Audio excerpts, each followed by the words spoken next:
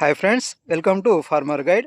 Last వీడియోలో మనం tractor brand company వారి ప్రోవిన్ అనేటువంటి హెర్బిసైడ్ గురించి ఎక్స్ప్లెయిన్ చేయడం జరిగింది.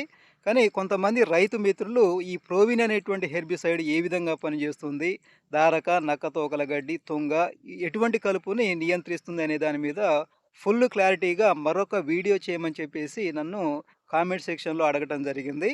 దానికోసమే నేను ఈ వీడియోని రిలీజ్ చేస్తున్నాను. ఒకసారి నా వెనకాల చూడండి, ఇది మా పొలం. ఇది 1 ఎకర్ ఉంటుంది. దీనికి నేను ప్రోవిన్ అనేటువంటి హెర్బిసైడ్‌ని స్ప్రే చేయడం జరిగింది. స్ప్రే చేసి కూడా దాదాపుగా 8 డేస్ అవుతుంది. దాని యొక్క రిజల్ట్ ఎలా ఉందనేది మనం ఒక్కసారి అబ్జర్వ్ చేద్దాం. ఈ పొలాన్ని మీరు ఒక్కసారి క్లియర్‌గా అబ్జర్వ్ చేయండి. అక్కడక్కడ మనకి ఎర్రగా కనిపిస్తుంది కదా! అది చనిపోయినటువంటి తుంగ. ఒకసారి మనం పొలం లోపలికెళ్ళి చూసినట్లయితే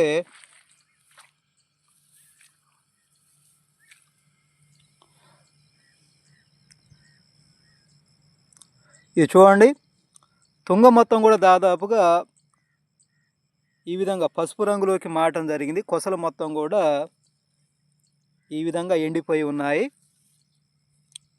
అంటే దాదాపుగా తుంగ అయితే మొత్తం కూడా చనిపోతూ ఉంది. అదేవిధంగా మనం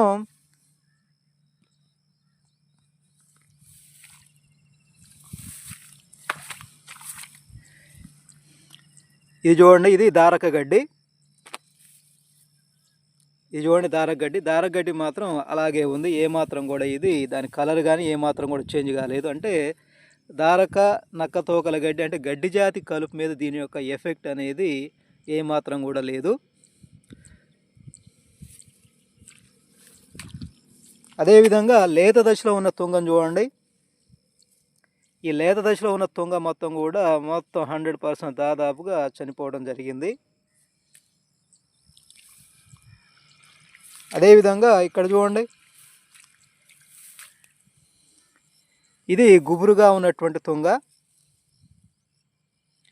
ఈ గుబురుగా ఉన్నటువంటి తుంగ అంటే ముదురు తుంగ మీద దీని యొక్క ఎఫెక్ట్ అనేది దాదాపుగా పని చేయట్లేదని చెప్పుకోవచ్చు మనం.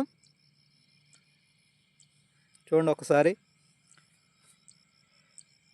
దీన్ని బట్టి మనం ఫైనల్గా చెప్పేది ఏంటంటే, ప్రోవిన్ అనేటువంటి హెర్బిసైడ్ లేత దశలో ఉన్నటువంటి తుంగ మీద చాలా ఎఫెక్టివ్గా పనిచేస్తుంది. ముదురు తుంగ మీద, అదేవిధంగా గుబురుగా ఉన్నటువంటి తుంగ మీద మాత్రం దీని ఎఫెక్ట్ చాలా తక్కువగా ఉంటుంది. కాబట్టి ఈ విషయాన్ని రైతు మిత్రులు జాగ్రత్తగా అబ్జర్వ్ చేయండి. అదేవిధంగా నక్కతోకల గడ్డి, దారక, వంజ ఇటువంటి గడ్డి జాతి కలుపు మీద దీని యొక్క ఎఫెక్ట్ అనేది దాదాపుగా లేదని చెప్పుకోవచ్చు. ఒకవేళ మీ పొలంలో ఇటువంటి కలుపు ఏదైనా ఉంటే దానికి సంబంధించినటువంటి కాంబినేషన్ తోటి మీరు ఈ ప్రోవిన్ని ట్రై చేయండి. ఇంకేమైనా డౌట్స్ ఉంటే కామెంట్ సెక్షన్లో కామెంట్ చేయండి. Thanks for watching.